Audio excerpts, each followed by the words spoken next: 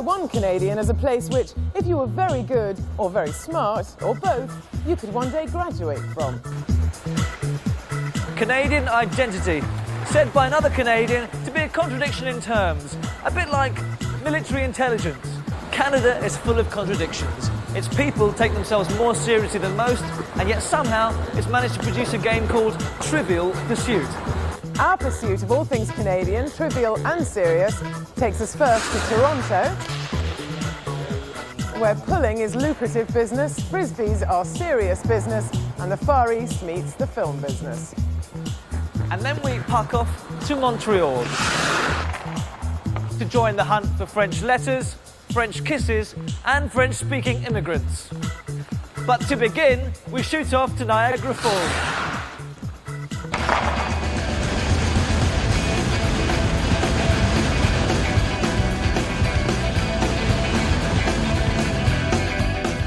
If there was ever a quality of life World Championships, then Canada would win a whole stack of gold medals for its environmentally friendly policies, its tolerance of many cultures and faiths, and its excellent National Health Service.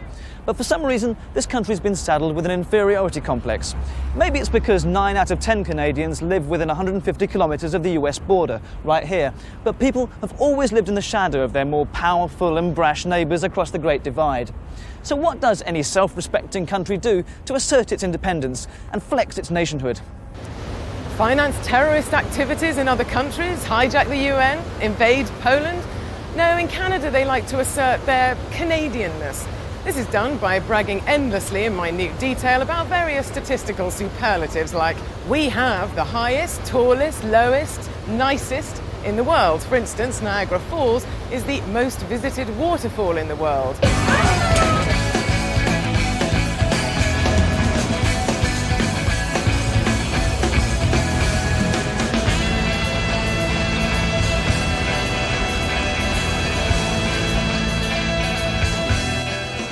Lying in bed, just like Brian Wilson did.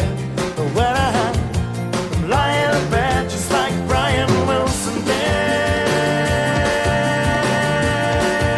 Whoa.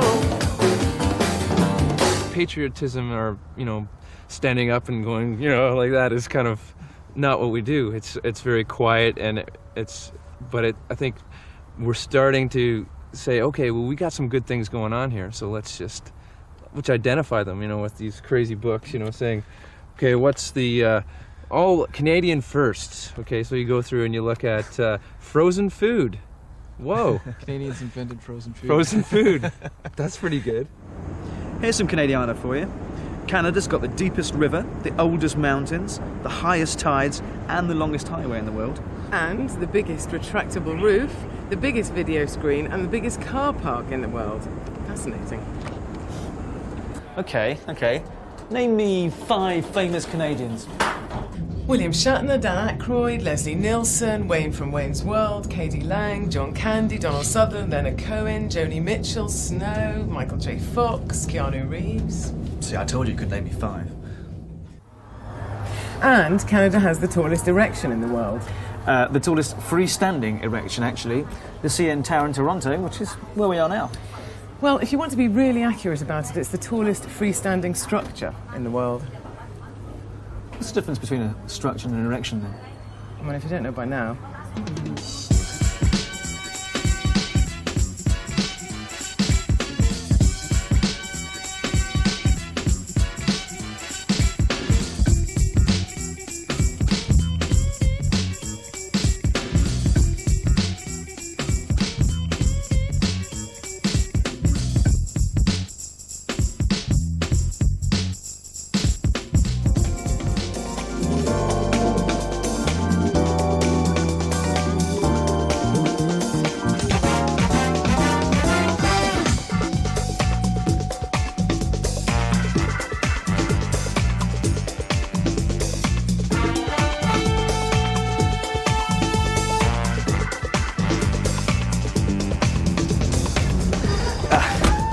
There's just no getting away from it. When someone rather sniffily called Toronto New York run by the Swiss, little did they realise that this city's passing resemblance to the Big Apple was just what the doctor ordered. Movie moguls have been rushing up to low-cost Toronto for the last 10 years to use this place as a film location for hit flicks like Sea of Love, Three Men and a Baby and The Fly. By doubling up as the Big Apple and other American cities, Toronto has taken a juicy $500 million bite out of Hollywood's coffers. Have a nice day now.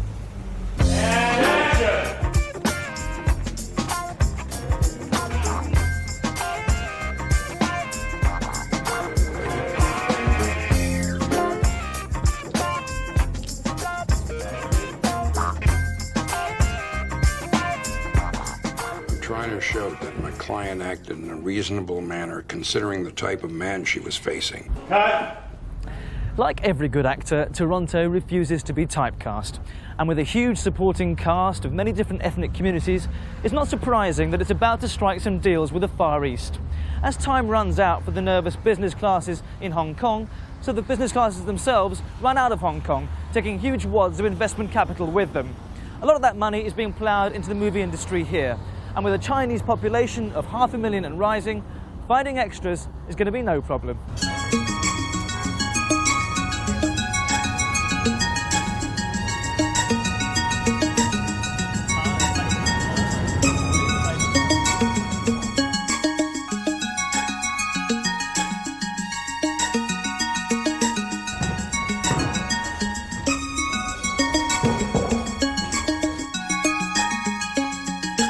As filmmaker, we have chosen Toronto as our base, mainly because of the scenery is diverse in here, and there's many different looking locations are very close to each other.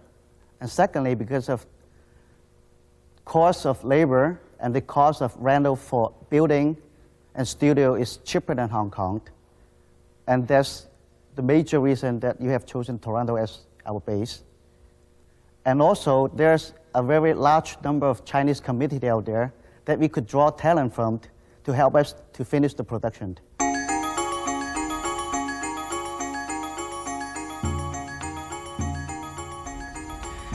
According to my fortune-telling sources in Hong Kong, the most popular question these days isn't when will I get married or who's going to win the Hong Kong derby, but when will I emigrate to Canada?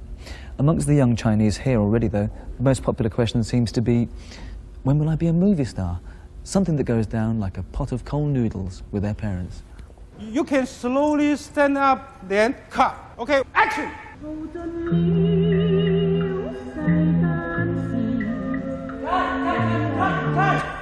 No, when you go, you have to make us go. You go quickly. Certainly. Well, the younger generation of people from Hong Kong, they loved being an actor. But in terms of the Chinese culture and how the parents look at professional being an actor, is very difficult and it's not encouraged because they think that you will only be an actor if you cannot become professionals such as doctors, lawyers, or an accountant. Everybody in position. Stand by.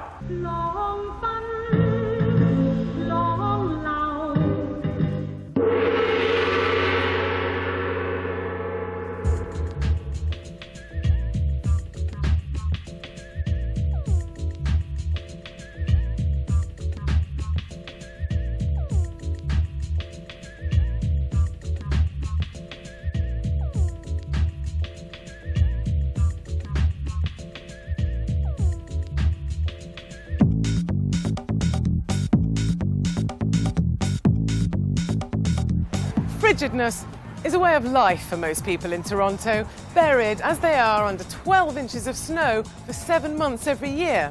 So it's no surprise that when the sun finally shines, it awakens in many a boy and girl that most natural of urges, the desire to pull. But some Torontonians have taken this activity to rather excessive lengths. For them, the more they can pull in a day, the better. Some even get through 20 or 30 people in a night and expect to get paid for their services, which take place, where else, but on the back seat. But no, we're not talking about some sordid form of prostitution, just the most popular way to earn a quick buck. That's buck, with a B. And they do it by pulling a rickshaw.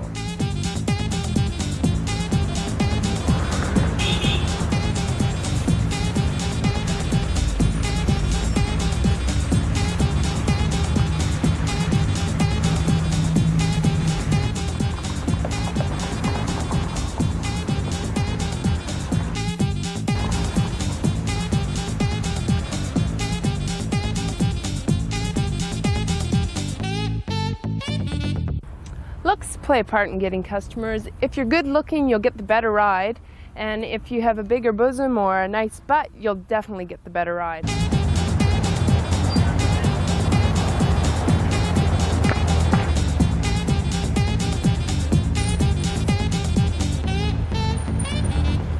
If these people knew the amount of money that that these guys were making, they wouldn't put it down because they're out there hustling, they're having a great time, and just everything else. So there's opinions for everything, I guess, and you just have to take it with a grain of salt.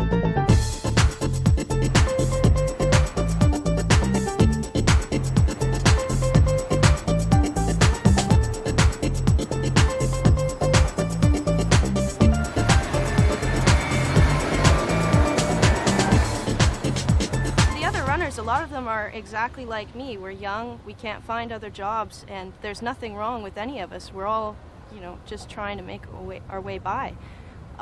There's, a lot of them are very intelligent people.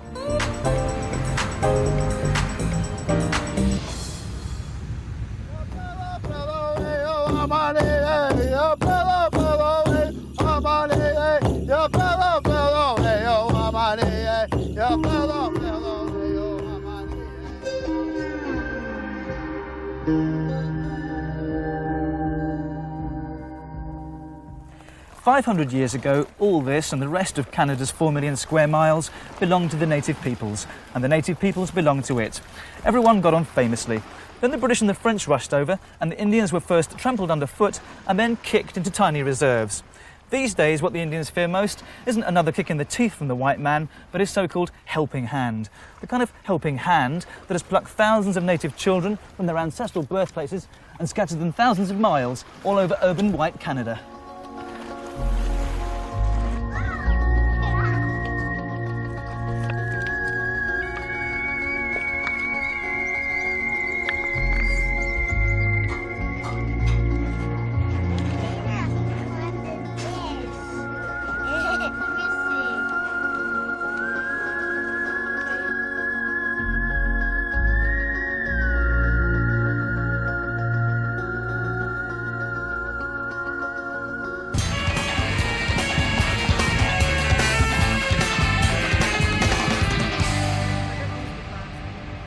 I didn't want to be who I was. I didn't like the way my hair looked, my skin color. I didn't look like the rest of the kids, and I just stood out. And I didn't like it. And after a while, I just wasn't proud of being Indian.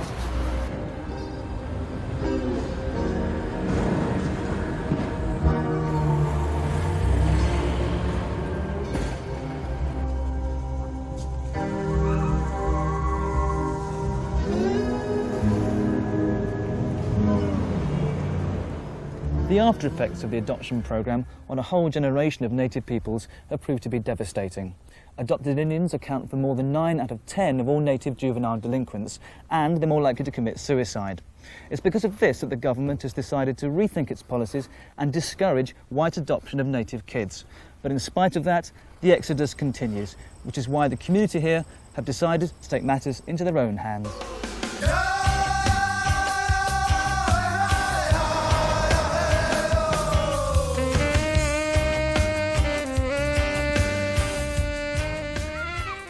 Well, they came down to the reserves and they seen children like today wandering the neighborhoods, and some of them may, have had dirty faces because they were out playing all day, and they felt that they weren't being adequately supervised and assumed they were being neglected. But as, native children play, it's a very free lifestyle, and it's not as structured as the white middle class society, and they felt that children needed structure. Our policy is not to adopt children off the reserve in any form. We want to keep our children on our reserve. We're capable of governing their welfare and all our welfare for that matter, but the government isn't letting us do that. And that's what we're fighting for today. For some people who come through the adoption program, the only way to solve their identity crisis is to make that difficult journey back towards their original traditions and cultures. From their point of view, the return of the native is never going to be easy, but just maybe this is the only way they're going to get a life.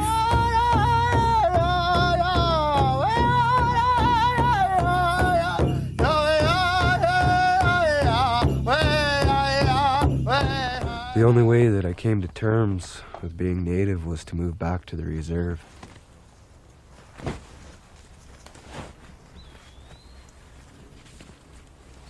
Although my parents raised me the best way they knew how and as much love as any kid could have been raised with, I still feel very confused, very angry, and very cheated that I was raised without my culture.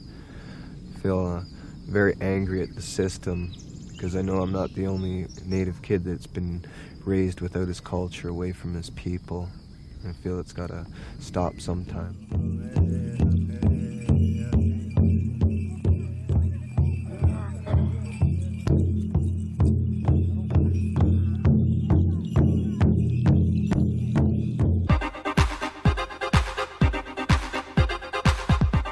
Canadians do sometimes have to search out things that give them a sense of national pride. But one thing they're quite entitled to boast about is their sporting prowess.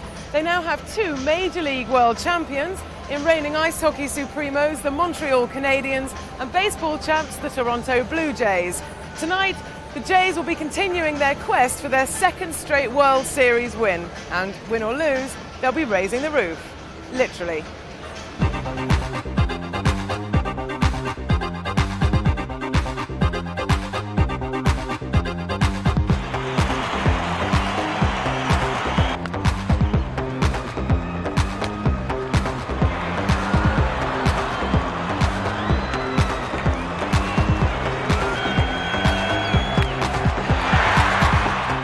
Baseball travels at 96 miles an hour, a frisbee at 100 miles an hour, which can be a bit of a problem when you've settled down to have a nice picnic on a seemingly innocuous stretch of grass, which then turns out to be a frisbee golf course.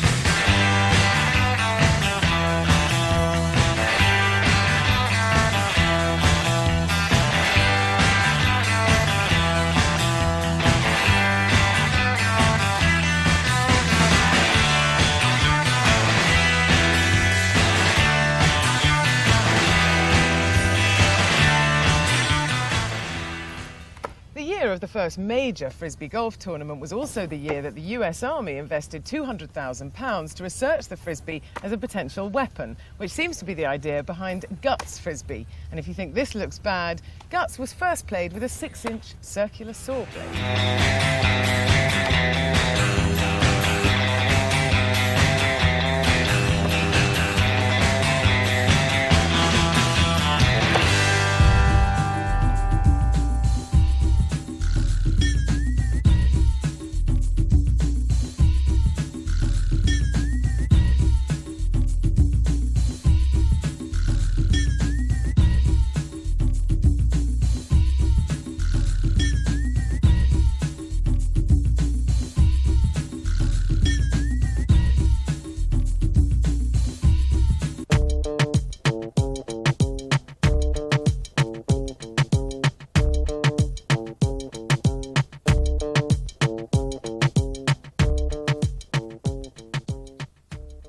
There are about 200,000 black people alone in the city of Toronto.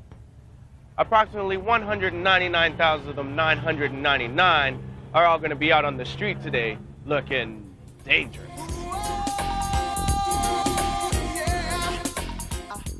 There's also another 1 million people from the Caribbean and from the United States, all here for one day.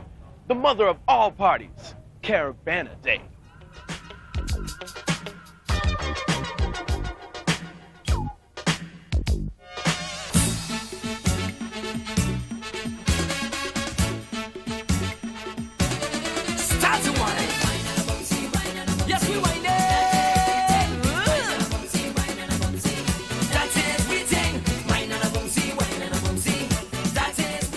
For those visitors who don't quite understand the lingo, the Caribana Committee has graciously put together a glossary of terms. Listen to jump up. The dance or movement made by masqueraders at Carnival. Black cat, cat, cat, cat. This action is normally vibrant with swing, hips, and extended arms. Okay, 1. A characteristic carnival dance movement, as the song says, gyrate. Hey, wait, I want to find a girl right now. Okay. Hey, you want to dance with me? And maybe me and you can jump up and whine? Jump up and whine, man. Oh, okay. It works. Carabana I've had in 22 years. And I'm sure you're going to put a lot of work into that special, so watch for it on Thursday night. Thank you very much, Harold, and now back to the newsroom. From the City TV Much Music headquarters at Queen and John, this is City TV Everywhere.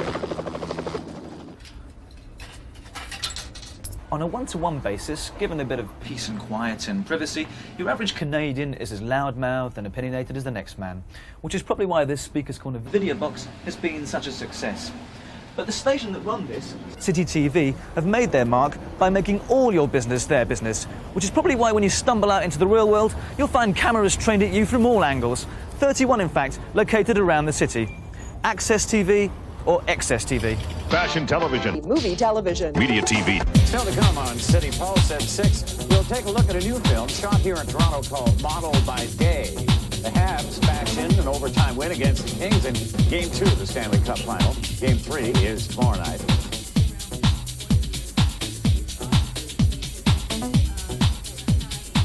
City TV's philosophy is to bring relevant, low-cost, high-energy television to everyone.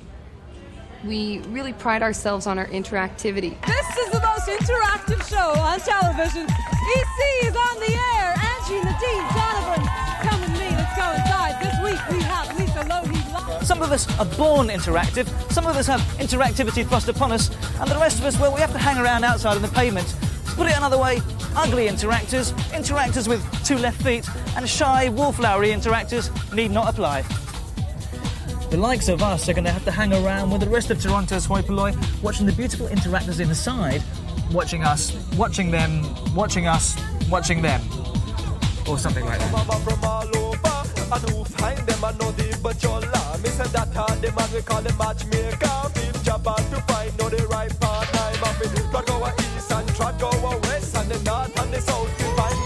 But before you grumble too much about stylistic apartheid, just remember one thing. If Mohammed can't get in to see the mountain, sometimes the mountain comes out to find Mohammed. Well, I do spy with my little eye another camera. Come on, let's go. We're going outside. Who does this camera belong to? It's me. Come on over here. Hi. What's your name? My name's Rajan. Hi. And it's a dance scene really big in Toronto. The dance scene is huge in Toronto. There's a lot of underground raves, a lot of underground parties, as well as a very thriving club scene here.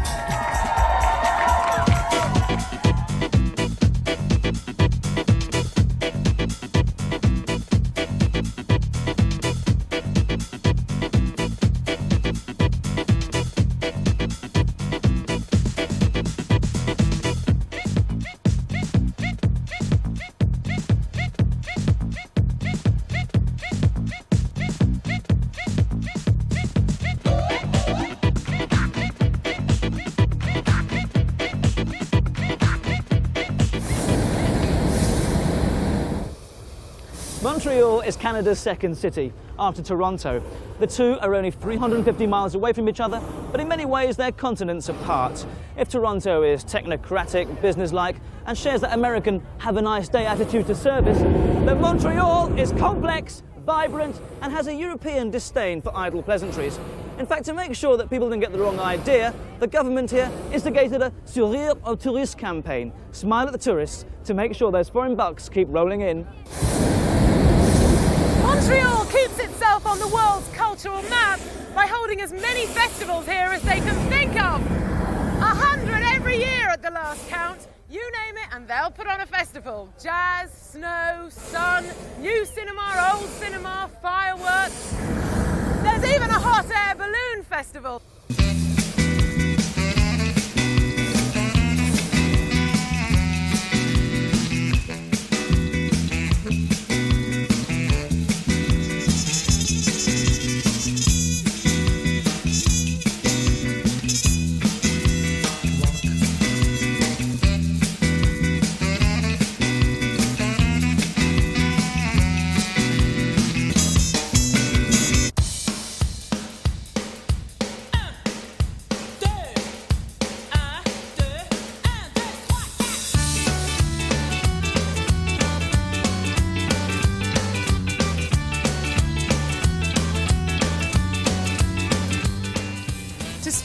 or not to speak.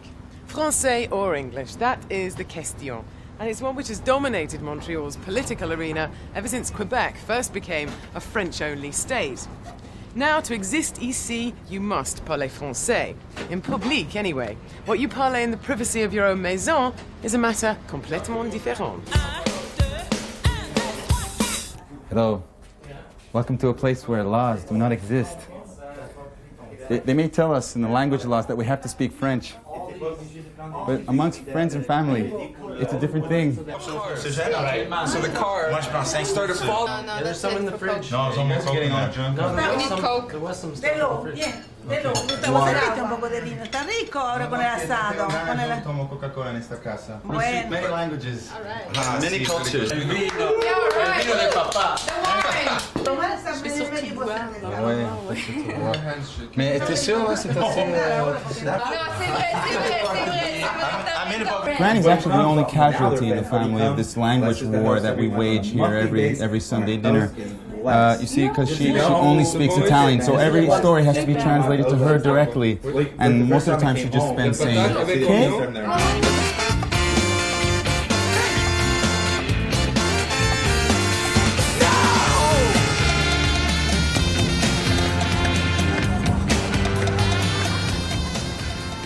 When Montreal became an English-free zone, all the Anglos voted with their pied and left for Toronto. So, to bring in new blood, it was decided that any skilled immigrant would be practically guaranteed entry as long as they spoke French, whether it was French-French, Haitian French or Zairean French, which of course still excluded about 99.9% of the world's population. So they came up with another idea. Why not pay people to have lots of babies and grow your own French-speaking population? Hence the baby bonus scheme. First baby gets $500. Second baby gets $1,000. And third baby gets a bumper $8,000. And so do all the kids after that.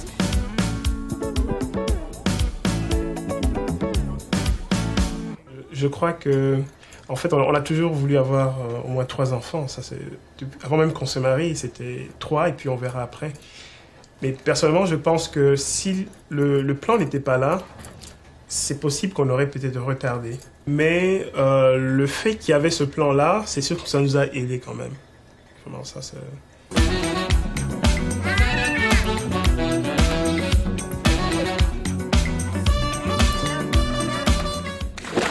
Ça va dans le sens contraire du mouvement actuel, qui est de... parce que les originaires des pays se sentent envahis par ces gens qui viennent du tiers-monde, et on a tendance à limiter. Mais il faut voir la situation particulière ici au Québec, au Canada en particulier, c'est qu'on a besoin d'une population. Montreal suffers from some of the most extreme weather conditions in the whole of North America. In the summer, temperatures can soar to a scorching 36 degrees centigrade, while in the winter they can plummet to a blisteringly cold -36. There is, however, one resourceful life form that remains unaffected by this climatic turmoil, a little creature that scurries underground between passages and walkways. Of course, the best way to understand it is to share some time with it in its natural habitat. Shush. I think we can hear it now.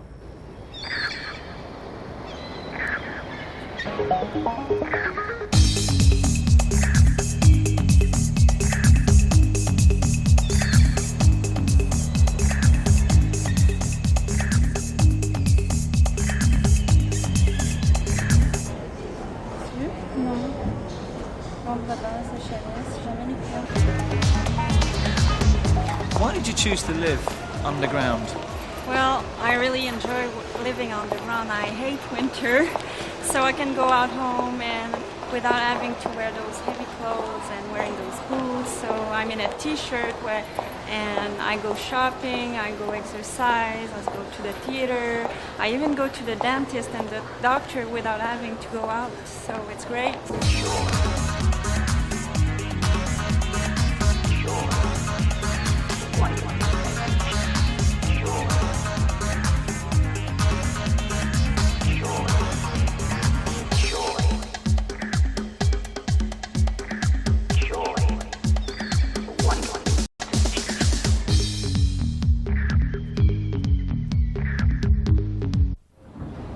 After 2 days, I've begun to feel like a prisoner. I've shopped till I've dropped. I've wandered around, alone and confused, through a myriad of passageways and perfumery counters. I've inhaled more pre-packaged, sanitized air than I can take. I promise I'll never complain about the weather again. Where am I? You're in Montreal. What do you want? We want your shopping. Well, you're not going to get it. By hook or by crook, we will.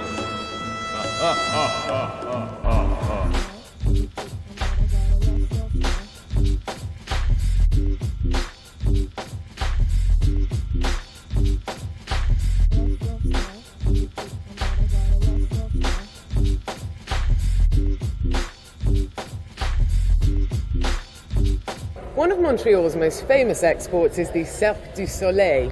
But if you think you're about to see the kind of circus where unhealthy-looking lions are taunted by whip-wielding trainers and elephants are made to stand on their heads, no. In this circus, the C stands for culture, not cruelty, and only the people have to stand on their heads. At the Cirque, you can see death-defying stunts, modern dance, ancient Japanese drumming, and lots of well-muscled men doing athletic things with no shirt on. All the thrills and spills without the ills.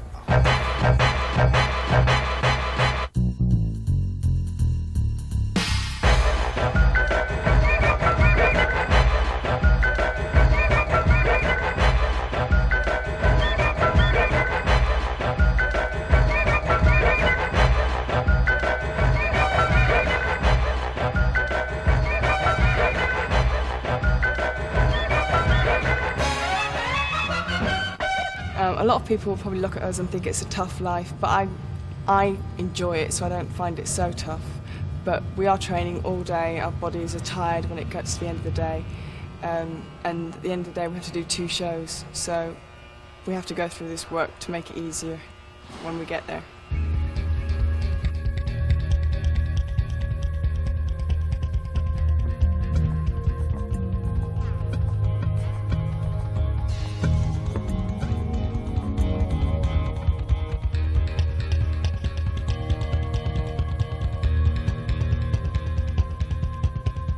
One of the great things here at the circus is that we've got Olympic gymnasts, we've got world-level trampolinists, we've got divers, we've got people from the circus, we've got dancers from a great ballet background. So in fact, it's like going to school and learning everyone's trade and offering a little of your trade and bringing a show together at the end of it.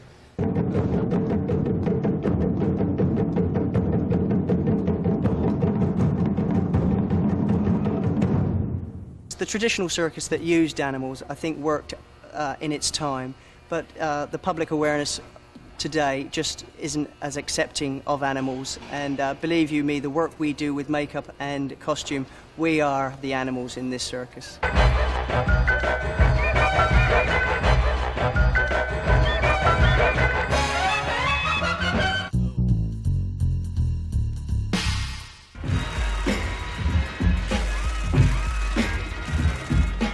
Times are tough for Montreal man. Even a simple trip to the laundrette involves confronting images of manhood that can tear a strip off your self-esteem and confidence. And what happened to all that stuff about women liking nice eyes and a sense of humour? Nowadays, with a sense of revenge, they lecture men in the street and discuss the relative merits of their pulsating pecs, bulging biceps and buns of steel. For Henry Normal, or Henri Normal in Montreal, the only solution is to pump up the volume. So now Canada has a whole new generation of bodybuilders, not because they want to be Charles Atlas or captain of the ice hockey team, but because they want to be sexy. With all this heavy-duty social pressure to conform to a muscle man image, new research shows that more and more young people are following Ben Johnson down the fast lane to a body beautiful by using these steroids.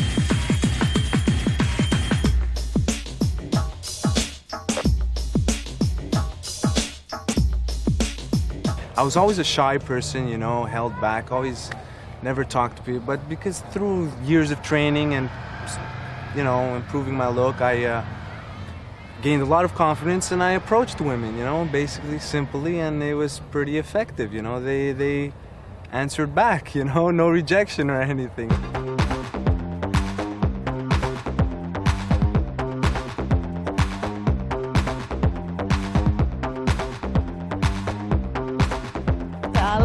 strong guy. It's hard. It's, you know, it's a man, not a, no, man. Ça, c'est qu'ils sont plus attirants. Ils sont plus attirants, ils sont découpés, ils sont le fun à regarder, ils sont le fun à toucher, ils sont plus sexy. I like I don't know how you say that in English. The chest and the arm and the shoulder. I prefer that big.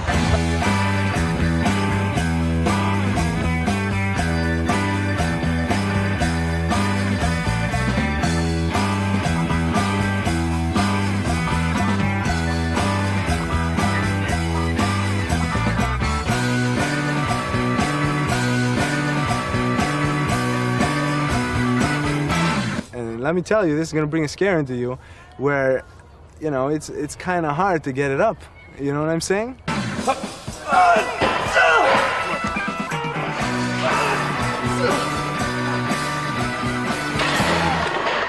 The first week I was at the gym, they offered me the steroids. They said, you know, there's 2 ways to go about it. You can either do it the good way or, you know, the illegal way. And the woman said for a couple $100, you know, I can make it look pretty big, like almost overnight. And that's what it did. Even my friends at school, my classmates at school, they got very big overnight. You know, like one minute they're 150, next like almost 200 in like a couple of weeks, which is physically impossible. They don't know what they're getting themselves into. Why? Why are you consuming? You know, even myself, I did a stupid thing. I realized that after 4 years. And believe me, it's scary out there. The use is rampant. And I don't see it getting much better.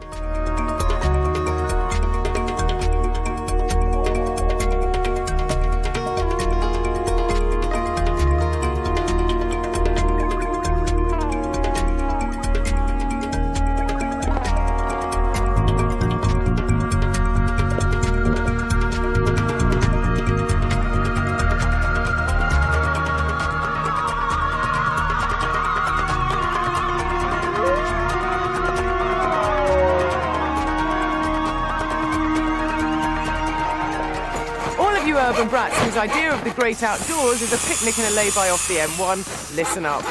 If you fancy the occasional walk on the wild side when you're travelling, then tread carefully. Every year, visitors to the world's nature spots die either from being in the wrong place, upwind of a 6-foot bear, at the wrong time, when the bear is peckish, or from forgetting everything that they learned in the Cub Scouts and not being prepared. It's been suggested that when sleeping outside, you should make a lot of noise in your tent to keep wild animals away. There's another school of thought, though, that said it's much better if you keep quiet.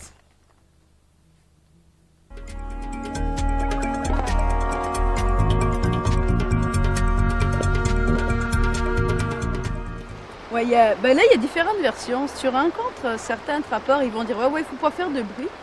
T'as d'autres trappeurs qui vont dire, mais ça c'est vraiment bon pour pas les attirer, c'est sûr, parce qu'il y a des animaux sauvages qui sont très curieux. Ils vont venir voir ce qui se passe.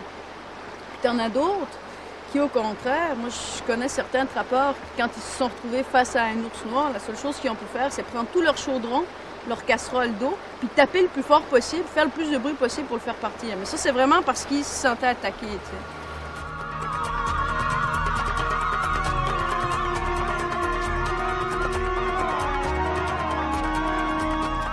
Camping, always store food outside your tent to make it accessible for any hungry wild animals who will otherwise gate crash your dinner party, at which point you could find yourself on the menu.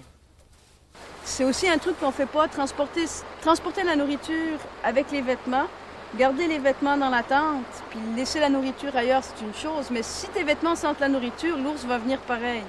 Donc la bouffe, c'est dans un sac à part qu'on puisse accrocher au complet ailleurs, pour éviter d'attirer les ours aussi.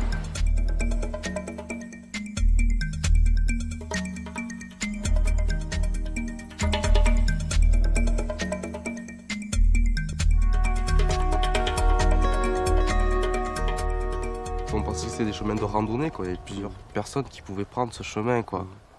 On pensait trouver des gens pour nous indiquer un petit peu. Et en fait, on a trouvé personne, c'est-à-dire qu'on a marché, et plus on avançait, plus on s'enfonçait, plus on perdait un peu le chemin. Au bout d'un moment, on est arrivé dans certains endroits où il n'y avait plus de chemin parce qu'on a voulu dévier un petit peu en disant qu'on s'était trompé.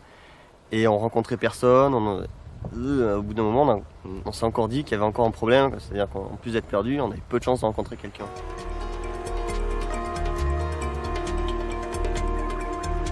Ouais, on a eu 2 premières phases, c'est-à-dire bon, marcher, mais on pensait pas que ce soit vraiment très loin, qu'on pensait qu'au bout de 2 heures on y arrivait.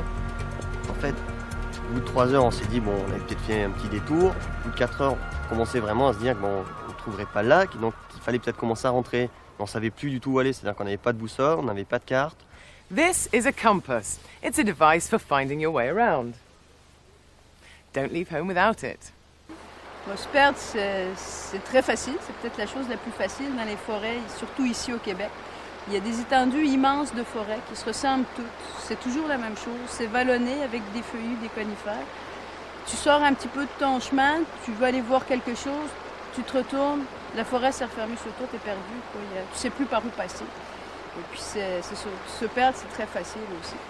But if you manage to get lost anyway, you'll be all right, won't you? Because you'll have remembered to bring enough A, warm clothes in case the weather changes, and B, food to last until you get rescued. Et on a commencé un petit peu à s'inquiéter, et après le soir est un petit peu venu, et là vraiment on commençait à s'angoisser un petit peu, c'est-à-dire qu'on était habillés comme ça, c'est-à-dire des chaussures de montagne du touriste parfait, short, tranquille, ni eau, ni à manger, seul. And you will of course get rescued, won't you? Because you'll have told the police your intended route and estimated time of arrival, so they'll know where to look for you, won't they? It's near some trees, quite a lot of trees, and a mountain. Hello? Hello?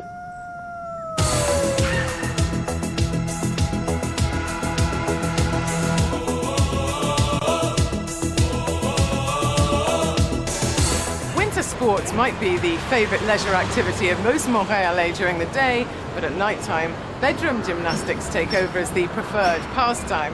This city's attitude towards sex is noticeably more permissive than anywhere else in puritanical North America, mainly because of the 1970s Quiet Revolution, which broke the moral stranglehold of the Catholic Church and left a liberal backlash in its wake, along with 2,000 prostitutes, about 700 strippers and 75 strip joints, most of which are left alone by the police.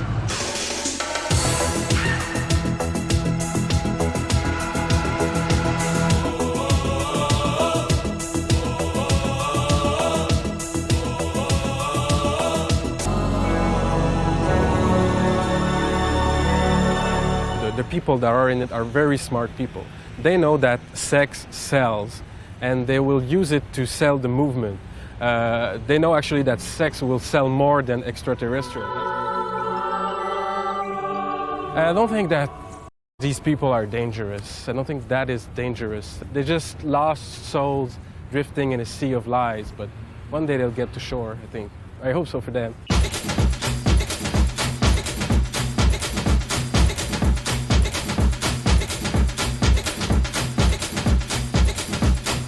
Mount Royal, overlooking the city, is only 750 feet high, a hill by any other name.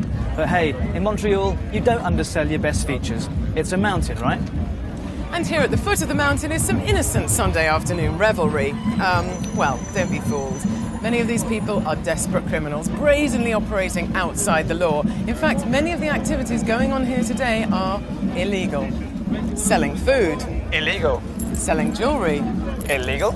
Selling soft drinks. Illegal. So when that shady-looking character comes up and asks if you'd like to buy some Coke, just say no. He's trying to sell you Coca-Cola, which is... illegal.